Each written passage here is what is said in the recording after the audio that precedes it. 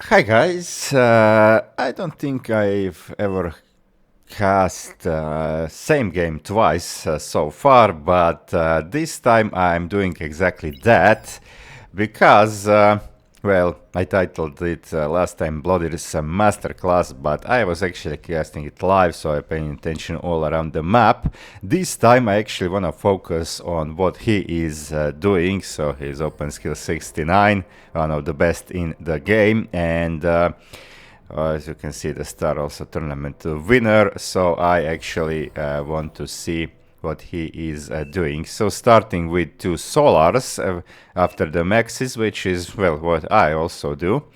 But he also queued more solars, which is kind of pretty good because on this map you have, wind can be pretty ugly. Now it's not the best wind right now too, so you can see it's even going down.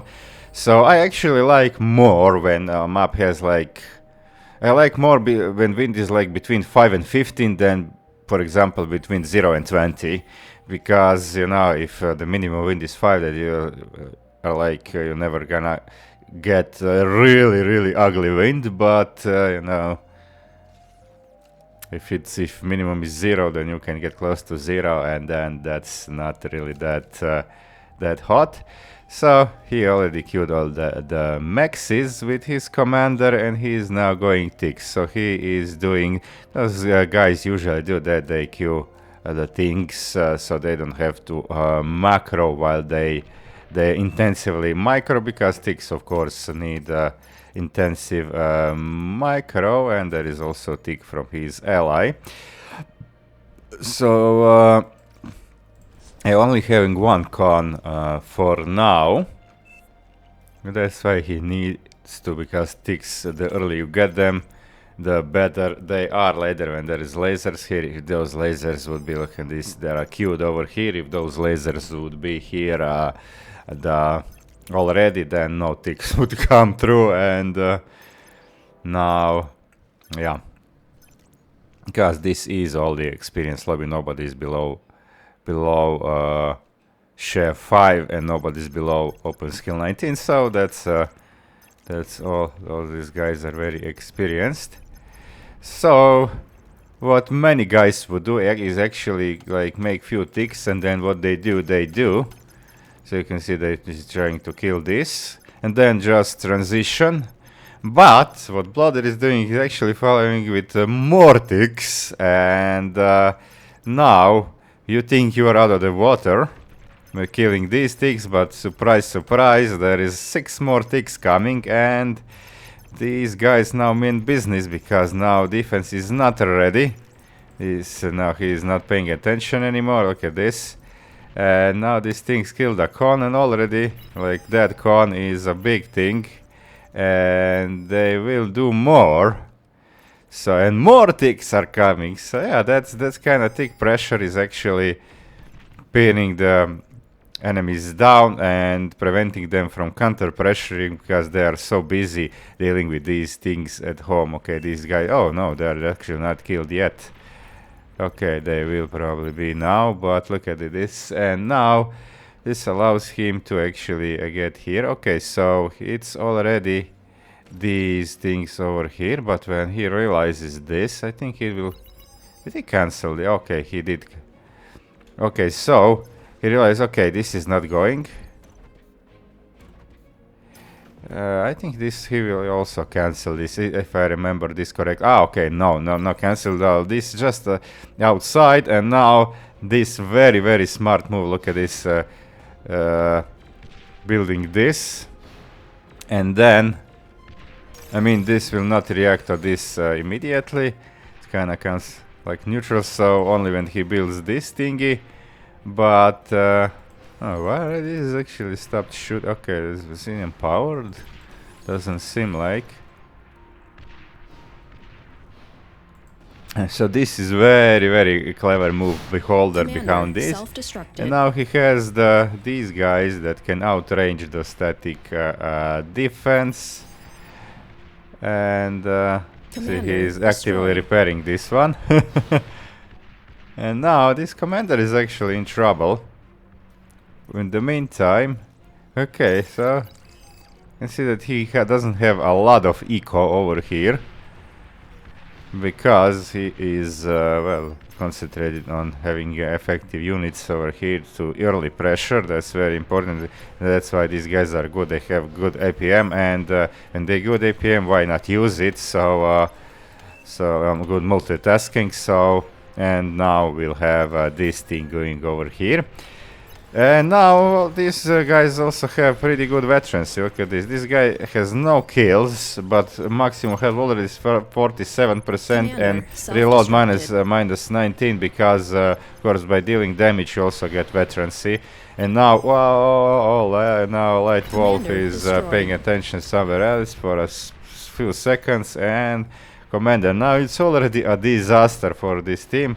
Okay, now more ticks here and kill the con, and that's effectively like Light Wolf is now in a big doo-doo already. It's like 6 minutes into the game. He is already in a big trouble. We're having over here this nice Predis, so if something comes here, doesn't kill them all. And he already building for all this metal that he reclaimed now. Okay, this he will reclaim this. Okay, he actually made a... and also the thing is, what these pro guys do is self-sufficiency. Like normally you wanna rely on the air guy to actually provide anti-air, but okay, he's building now the second nettle over here, and that's mostly because of shurikens, because you can dip into enemy territory where he already is. Now these shurikens, okay, there are actually probably no shurikens still here, because this guy, yeah, okay, this guy's just not building them. He is Cortex, but he's not building them. But if shurikens would come, they could, in a few seconds, they could shut this down. And you know, air is, look at this, not ready. Well, by the time air gets across, air support, the shurikens would already do the damage. That's why he brought his own anti-air here to actually deter the shurikens. Okay, he doesn't build too much because of course he needs resources for the army. Okay, and now he already has his own. I don't think he gained that from air guy. I think he actually built his own T2 I mean, he was building this before he could get T2, so now he built this and he already has it one here and all other queued. So that's the thing, and now he is building what? He is building the butlers to actually assist this, which is also pretty good. So yeah, self-sufficiency is pretty good if you can manage it, and he definitely can. So look at this. Now this thing has 68% max health, all more than 1200 HP on actually Rocketeer, which is kind of pretty crazy. And has turrets, has another radar over here. Now this radar is pretty open, so you can cover a lot. This radar behind. And now his ally brought some blitzes, but BLODIR is doing pretty good on his own. Okay, this guy is not dead yet, but cannot do much because there are lasers here, and he also does is actively repairs the dudes, reclaims whenever something dies, and that actually allowed him to... I can look at this now, the butler is building. Butlers can actually build some stuff. So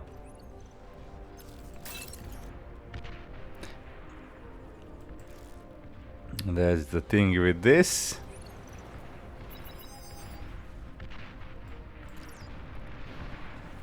Okay. You can see he's not afraid to go forward with the commander. Okay, now this is a little bit hairy situation. So he has to retreat, but now I think these guys are actually scared.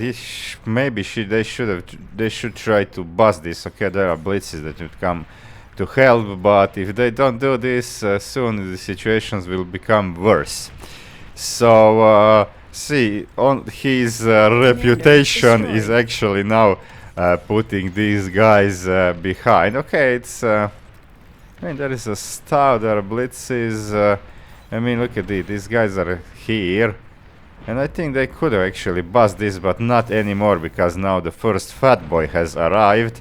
And that's now this is, well, this is now really bad.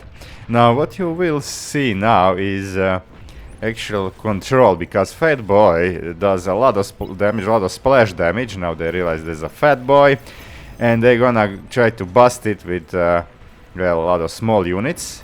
But look at this.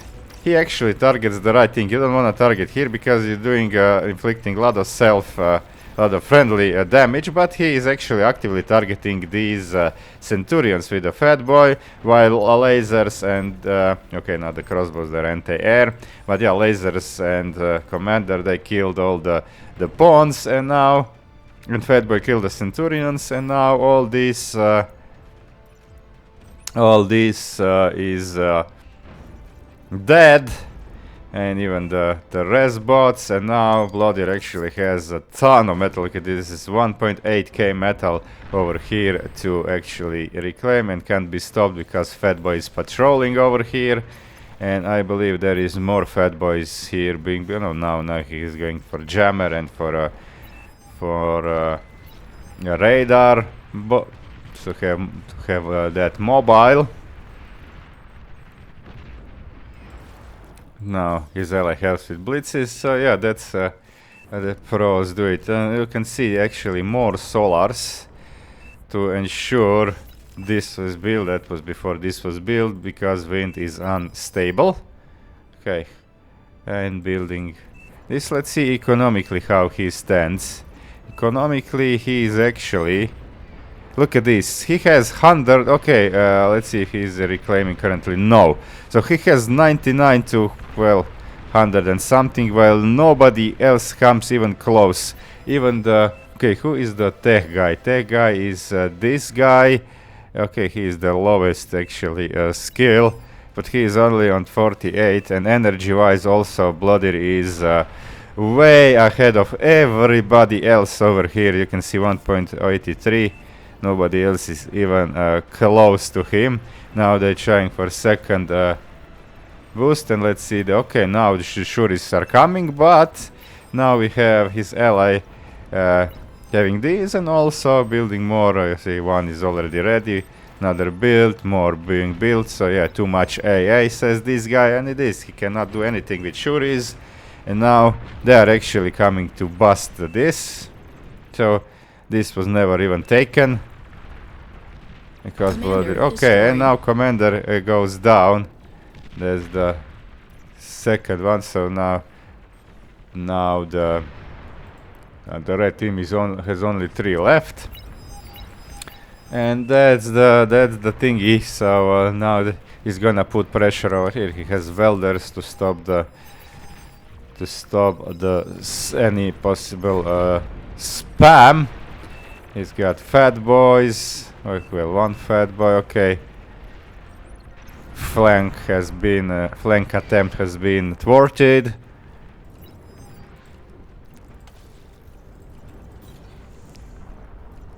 Building already. Okay, this is kind of cute.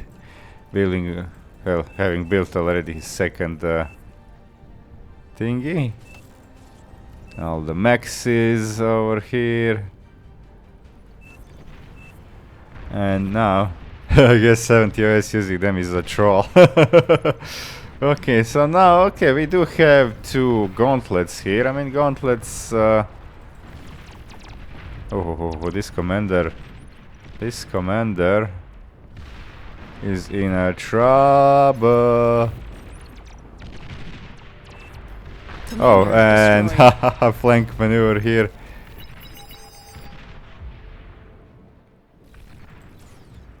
Wait, what's this? That was strange.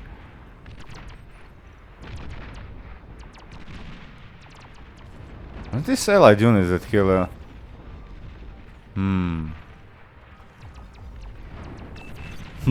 Not sure actually. Okay, so now he's put, okay, this fat boy is actually now in a little bit doo-doo. Because these things are being, I think, repaired. Okay, not, but really it's low. Okay, for this fat boy gave his life. It's kind of unnecessary though, but I mean, this is already pretty dire situation for this team. So now we're having Ospreys flying.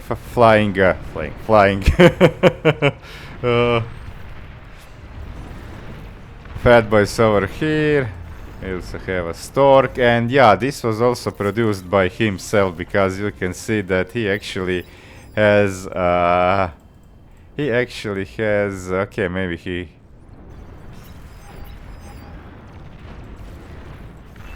yeah, it's all okay, a bust attempt, but I don't think this has any business of succeeding. Okay, BLODIR's commander is kinda low, but he survives because he has his own shurikens. Look at this, that's so good, the self-sufficiency. He has this lab, he reclaimed the original, but he made this for spam. He has T2 lab, he has two airports. And that's the thingy, okay, and he now retreats the commander because he's low. And now he's actually building, okay, he queued this, okay, now air fight is gonna occur between, well, BLODIR and air guy. Okay, these are some, are these T2 fighters? No. So I think BLODIR will actually win this because there is also Nettles here. There are also his allies crossbows. So now he won the air, they won the air. And now, okay, there is, this was a little bit bruised, but one fat boy is still...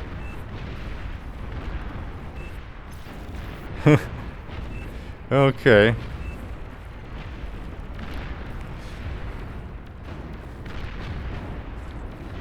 Okay, we have a Tsar here, but this fat boy has advantage, high ground.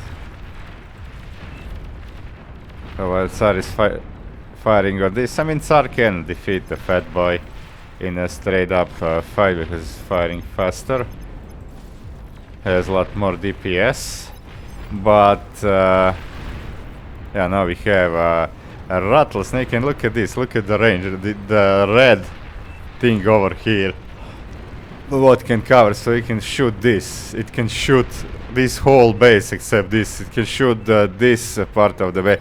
So this rattlesnake actually can shoot a lot of things. And now we have two fat boys. We also have this con turret to repair. And we had a comp bomb over here, by the way. Okay, I didn't pay attention to this, but I actually wanted to... Okay, so we have a prude here, so he doesn't wanna... Although he kinda has this secured, but he still made a prude instead of AGO. Okay, he is Armada, so he cannot build a Cerberus, but he builds a prude because he is like comfortable. He doesn't want like some accident to happen to blow all this, and he's still economically ahead of everybody. Nobody else has over 100 metal income, but he has 130, and energy wise also more than 3000, the only one so far. So yeah, that's the thingy. Yeah, welders are here guarding now. Okay, he was like, there is a lot of defense here, so let's just secure this and then get it from there, while this rattlesnake is happily firing at, well, pretty much everything. Now we have three fat boys over here, and they're raining down. Okay, this is very okay. We also have rattlesnake here, but look at this. Look at the now the range that the position, the high ground position, gives this fat boy, and now, yeah, this thing will also die. There is no way this survives. Unless there is a rattlesnake also here, and this will die. Now this is a fail attempt that would never go up. And I mean, where is the energy for even building this and firing that thingy? It was optimistic. Okay, now we have one rattlesnake also down, also building a pulsar, and pulsar also has pretty good range, 1400 all the way to here. And yeah, that's already a dire situation. Now also building a citadel in front, because this can also get nuked if somebody has a nuke. And now they are building this over here. But I don't think they should be even doing this. Like, these green guys should focus on more important things than in this kind of situation, than building this plasma cannon over here and even queuing more of them. Okay, let's see BLODIR's eco. So you can see also that he built this forward. That's also pretty good to have bases, not everything in the same place, in case something goes wrong with one base. Then you have the other one. So okay, production is mostly here, but look at this. He also made a the third bot lab here. So yeah, that's the thing. No, that's actually second one. Sorry, he has two air labs. Okay, he is not even spamming right now because he feels he doesn't need to. Okay, we have some banshees here, but okay, did we lose? Okay, we actually didn't even build anti-air over here. Okay, and this even has a bigger range due to the high ground position, so it reclaims all these things. And yeah, it is how much trouble this rattlesnake, even fat boys, but rattlesnake has a bigger range, so it's how much trouble it causes to this, killing these advanced metal extractor together with a lot of these grunts. And yeah, so this grunt spam is not actually doing much. There are 3 fat boys and a rattlesnake killing that shit. Okay, this actually killed on this, but this is already dead. He will realize at some point. But now when you have pulsar, it's really bad. And now tick spam comes, so actually pulsar can have the vision. And now we have these guys, and that will be the nail in the coffin. These guys require a lot of energy to build and also to fire, so that's why he paused, build this, and okay, oh, now they could actually be in a little bit of trouble. There are tigers here.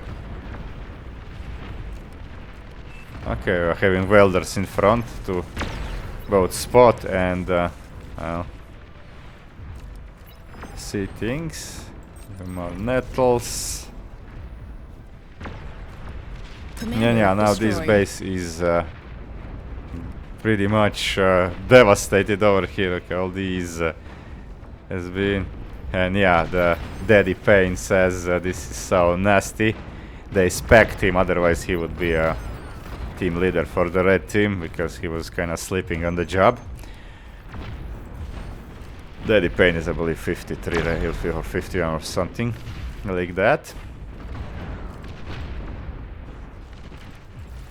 Oh wow, look at this. Oh, I didn't actually see this. So that they managed to get one fat boy over here to actually. Oh, he actually grabbed this. He captured this with. He captured this fat boy. Okay, that was kind of cute move, but you still lose to these 2 fat boys. But at least they got rid of the rattlesnake. Okay, that was a cute move by the acidic. Now he's trying to do something with ticks. Actually be kind of look at the veterancy on these guys. And getting some golden stars, but nah, these welders are gonna get rid of them. Okay, at least most of the sharpshooters have died, but now I believe that BLODIR is already going for... No, he's not going for TT. Oh, he's actually reclaiming this and will be going for vehicles now, but doesn't matter because vote has passed. So yeah, he even has the arbalest.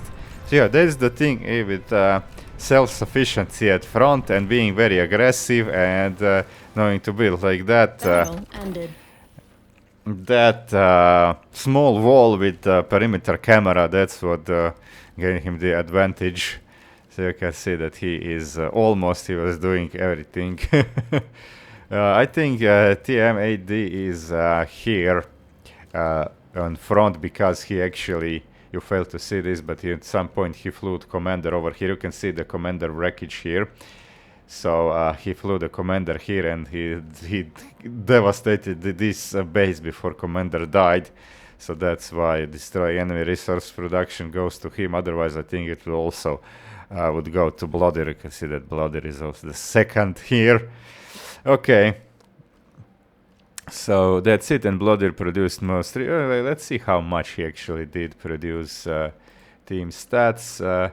Metal produced. Look at, he is way ahead of everybody. Pretty much the entire game. Energy produced, I think somebody surpassed him at some moment, but for a good part he was in the lead. So yeah, okay. That's the thing. That's how the pros actually do things. Hope you liked it, guys. See you around.